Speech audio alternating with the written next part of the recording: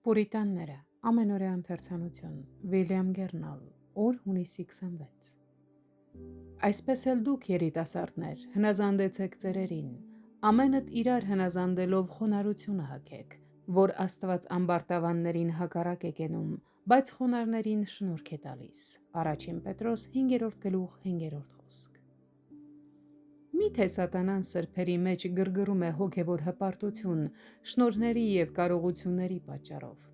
Ահա մի խոսք ձեզ համար, ովքեր համեստ շնորհներ ունեք, և դա ճշմարիտ շնորհք է, Աստծո շնորհքն ունեք ձեր մեջ, գոհացեք ձեր վիճակից։ Հնարավոր է, երբ լսում եք ուրիշներին, թե որքան խոնարհությամբ են նրանք աղոթում,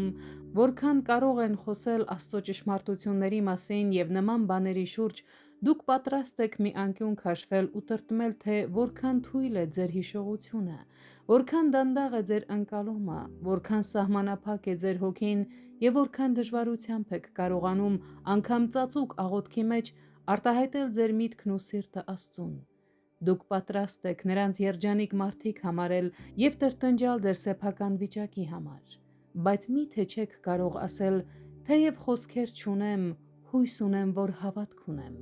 Ես չեմ կարող բանավիճել ճշմարտության պաշտպանության համար, բայց պատրաստ եմ տառապել դրա համար։ Ես չեմ կարող հիշել քարոզը, բայց երբեք Աստծո խոսքից որևէ բան չեմ լսել, առանց այն բանի, որ ավելի շատ ատեմ մեղքը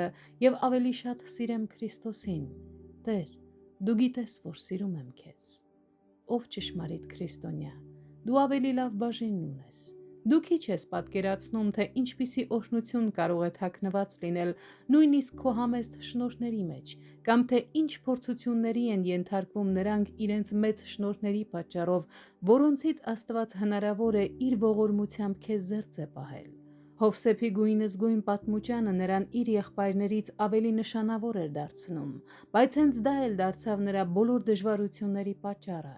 Հենց դա էր, որ նետաձիգներին դրդեց իրենց նետերն արձակել նրա դեմ։ Այսպիսով, մեծ շնորհներն ու կարողությունները սուրբին մարդկանց աչքում մի փոքր ավելի բարձր են բարձրացնում, սակայն դրանք նաև բազմաթիվ փորձությունների պատճառ են դառնում, որոնց դուք չեք հանդիպում, քանի որ պահված եք խոնարհ վիճակում։ Ով խեղճ քրիստոնյաներ,